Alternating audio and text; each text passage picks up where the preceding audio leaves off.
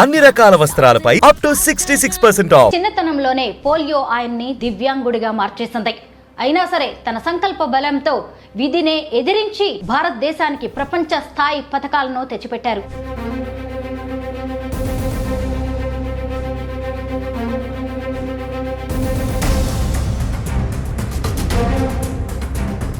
ప్రపంచ sitting volleyball championship అనేది చిన్న విషయం కాదు. అంత పెద్దదానికి మీరు ఎలా సెలెక్ట్ అయ్యారు? మా ఫ్రెండ్స్ సపోర్ట్ వీళ్ళంతా ఉండబట్టు అరే చదువులనే కాదు, ఈరోజు డిజేబుల్ స్పోర్ట్స్లో బాగుంది అవేర్నెస్, మేము వెళ్తే బాగుంటుంది, ఫిజికల్ కూడా మంచిగా ఉన్నాము. ఒకటే వైకల్యం అనేది దేవుడు చేసిన చిన్న తప్పు కావచ్చు.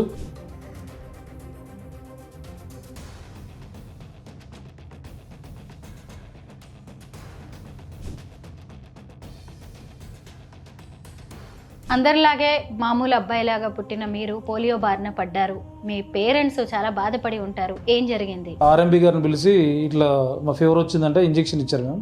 ఆ ఇంజెక్షన్ ఇచ్చినప్పుడు ఇక అది ఆ టైంలో జ్వరాన్ని తగ్గడానికి కోసం ఇచ్చారు. బాగా పోలియో బాగా ప్రబలవుతుంది. సో అన్ఫార్చునేట్లీ అది నేను కూడా అదే వ్యాధికి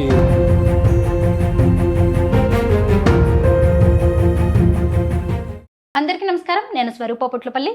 వెల్కమ్ టు సుమన్ టీవీ. చిన్నతనంలోనే పోలియో ఆయన్ని దివ్యాంగుడిగా మార్చేసింది. అయినా సరే తన సంకల్ప బలంతో విధినే ఎదిరించి భారతదేశానికి ప్రపంచ స్థాయి పథకాలను తెచ్చిపెట్టారు. తను మరెవరో కాదు, సూర్యాపేట జిల్లాకు చెందిన రాగుల నరేష్ యాదవ్ గారు. అక్టోబర్లో అమెరికాలో జరగబోయే ప్రపంచ సిట్టింగ్ వాలీబాల్ ఛాంపియన్షిప్ లో ఆయన పాల్గొనబోతున్నారు. ప్రస్తుతం పోస్ట్ మ్యాన్ గా పనిచేస్తూ ఇంకొక వైపు ప్రపంచ స్థాయి పోటీలకు ఆయన ఎలా ప్రిపేర్ అవుతున్నారు అనేది నాతో పాటు ఉన్న నరేష్ యాదవ్ గారిని అడిగి తెలుసుకుందాం. నమస్తే నరేష్ గారు, ఎలా ఉన్నారండి? బాగుంది. మీ గురించి తెలుసుకోవడం చాలా సంతోషంగా అనిపించింది. ప్రపంచ సిట్టింగ్ వాలీబాల్ ఛాంపియన్షిప్ అనేది చిన్న విషయం కాదు.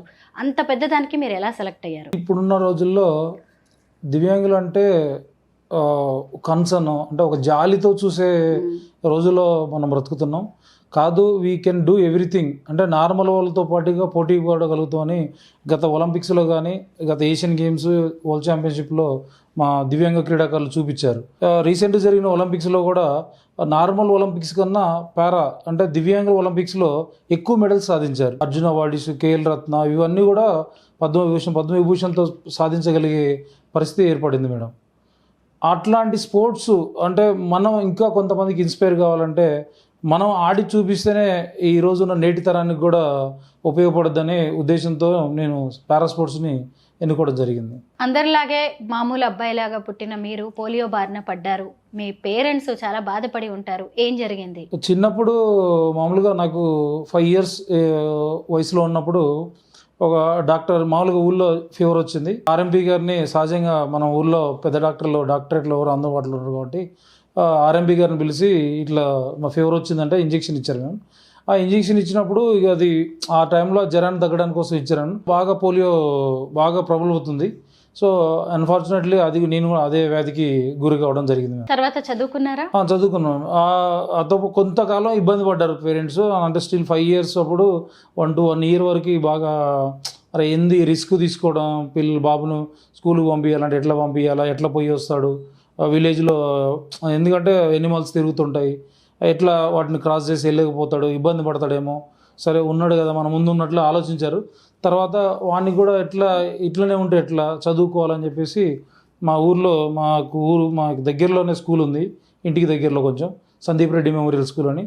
ఆ స్కూల్లోనే నా విద్యాభ్యాసం 1 నుంచి 10 వరకు పూర్తి చేయడం జరిగింది. పోలియో కారణంగా మీరు నడవడమే కష్టం, అలాంటిది స్పోర్ట్స్లో కూడా పాల్గొంటూ ఉన్నారు. ఎలా క్రీడల మీద ఆసక్తి వచ్చింది మీకు? కోదాడ వాగ్దేవిక జూనియర్ కళాశాలలో పూర్తి చేశాను. ఎంసెట్లో కొంచెం మంచి ర్యాంక్ వచ్చిందని చెప్పి ఇక్కడ వాసవి కాలేజ్ ఆఫ్ ఇంజనీరింగ్లో బీటెక్ చదవడం కోసం నాకు అలా సీట్ అలాట్ అయిందంటే ఇక్కడికి షిఫ్ట్ అయ్యాను. మా ఫ్రెండ్స్ సపోర్ట్ వీళ్ళంతా ఉండబట్టు అరే చదువులనే కాదు, ఈరోజు డిజేబుల్ స్పోర్ట్స్లో బాగుంది అవేర్నెస్, మేము వెళ్తే బాగుంటుంది, ఫిజికల్ కూడా మంచిగా ఉన్నాము. ఒకటే వైకల్యం అనేది దేవుడు చేసిన చిన్న తప్పు కావచ్చు. ఆ తప్పుని నువ్వు చూపిస్తే ఎక్కడ కూడా ఇది నేను చేయలేను అనేది చెప్పొద్దు బయటికి. You can do it everything. అది లోపమే కాదు, మిగతా పార్ట్స్ అన్నీ పనిచేస్తున్నాయి. స్పోర్ట్స్కి ఆ ఒక్క అవయవమే కాదు, దాంతో అన్ని అధిగమించే అవయవాలు ఉన్నాయి.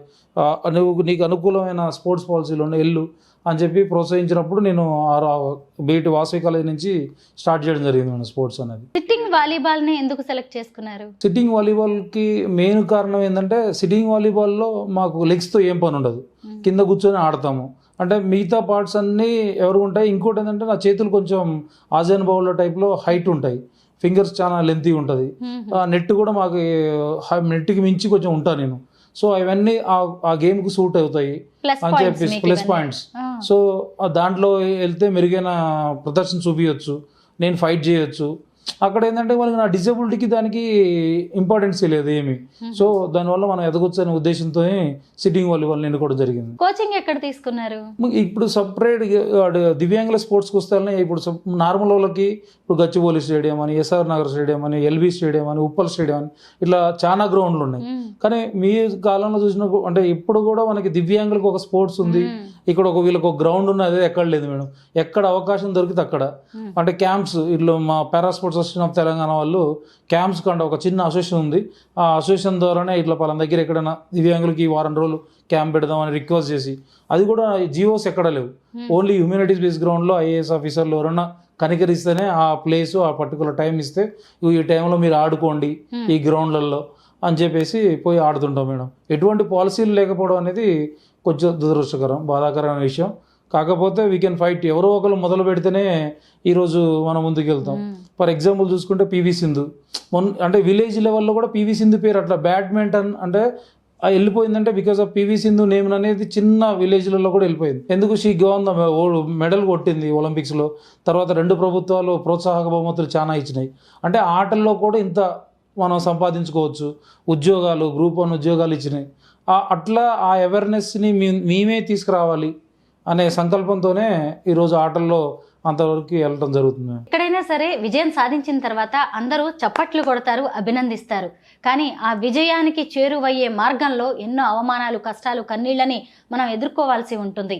మీరు ఎప్పుడైనా దివ్యాంగుడుగా చిన్న చూపును ఎదుర్కొన్నారా? ముఖ్యంగా కొన్ని మాటలు మాత్రం మనం వింటాం, కాలే సరిగ్గా లేదు, నీ క్రీడలు ఎందుకురా అని. అలాంటి అవమానాలు మీరు పడ్డ రోజులు ఉన్నాయా? చాలా పడ్డాం మ్యామ్. విలేజ్ బ్యాక్గ్రౌండ్ నుంచి సిటీ బ్యాక్గ్రౌండ్కి వచ్చే టయానికే చాలా అది స్ట్రగుల్, అది చెప్పలేని స్ట్రగుల్.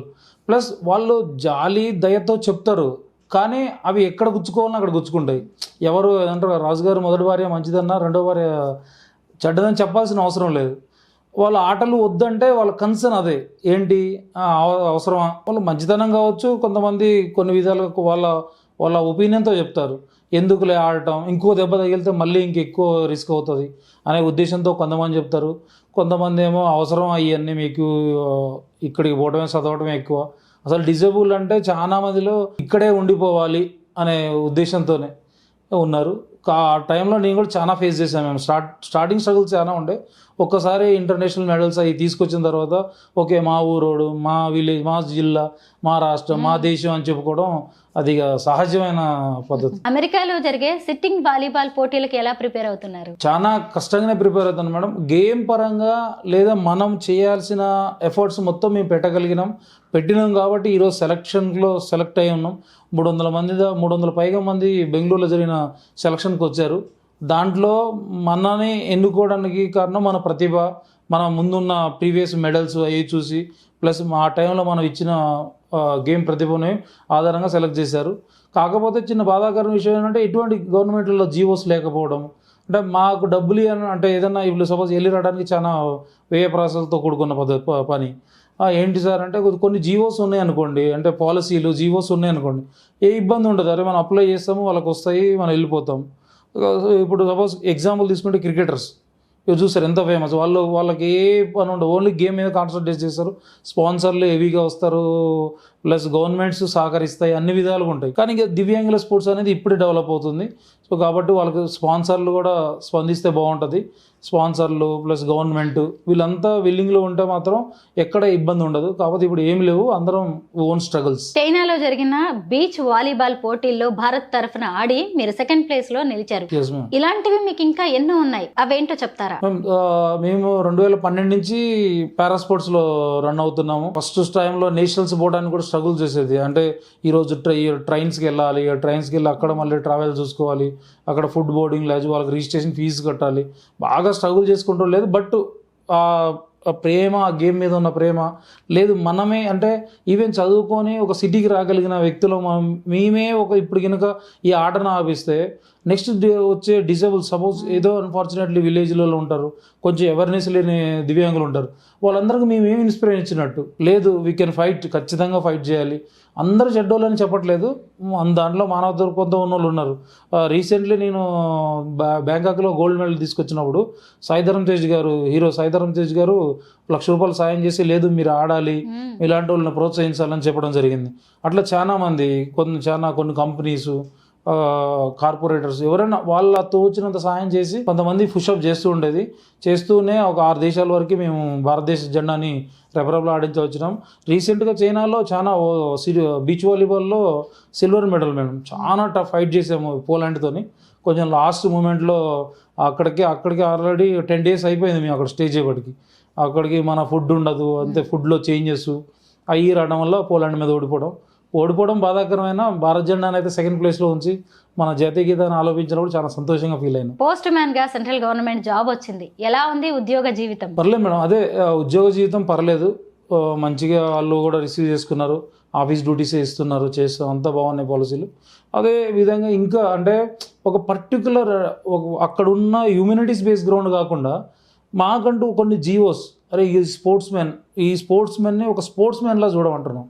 అది చూస్తే ఏంటంటే ఆ concern we don't want to sympathy, we need empathy అనే కొటేషన్తోనే బతుకుతున్నాం మేడం. ఎందుకంటే వీ కెన్ డూ, మేము అందరితో పాటు చేస్తున్నాం, చేయించుకుంటే మంచిదిలే, కానీ కొంచెం ఆ సింపతితో చూడటం కొంచెం బాధాకరమైన, హ్యాపీ, మంచిగా నడుస్తుంది. మ్యారేజ్ అయిందా నరేష్ గారు? అయింది మేము, ఒక పాప కూడా.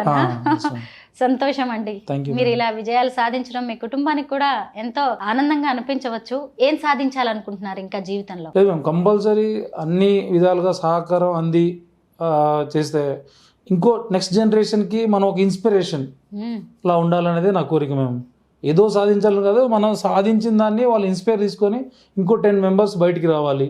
ప్లస్ పేరెంట్స్కి కూడా మేము ఒకటే చెప్తున్నాము, దివ్యాంగులు అనగానే వాళ్ళకి తెలియకుండా, ఎవ్వరు దివ్యాంగులు కావాలనుకోరు, వాళ్ళకి తెలియకుండా అన్ఫార్చునేట్లీ అవుతారు. కొన్ని యాక్సిడెంట్ల పరంగా కావచ్చు, కొంత బై బర్త్ కావచ్చు, కొన్ని చిన్న వ్యాధులు కావచ్చు, అట్లా అది వాళ్ళకి తెలియకుండా జరిగిపోతుంది. బట్ వాళ్ళు అయిన తర్వాత మనం వాళ్ళని ఏ విధంగా యూటిలైజ్ చేసుకో, మనకు ఉన్న దాంట్లో ఎట్లా సర్జెస్ చేయగలుగుతాము, వాళ్ళని ఏ విధంగా మోటివేట్ చేయగలుగుతాం అనేది కొంత పేరెంట్స్లో కనుక అవగాహన వస్తే ఏదైనా ఫస్ట్ మన ఇంటి నుంచే స్టార్ట్ చేయాలనేది నానుడి.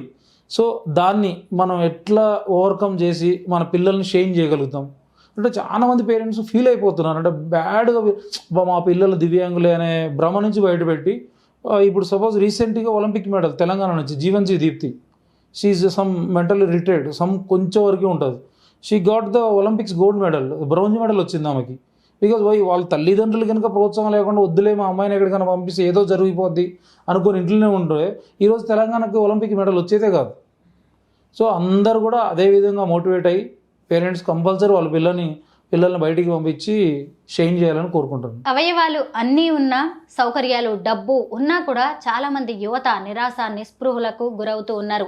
ఇప్పటిదాకా చూశారు కదా, నరేష్ యాదవ్ గారు లాంటి వాళ్ళు ఎంతమందికి స్ఫూర్తిదాయకమో. ఇలాంటి వారికి క్రీడాభిమానులు, కార్పొరేట్ కంపెనీలు, సెలబ్రిటీస్ ముందుకొచ్చి సహకారం అందిస్తే మన భారతదేశానికి ఎన్నో పథకాలను తెచ్చిపెట్టగలరు. All the best and thank you so much Naresh గారు. Thank you.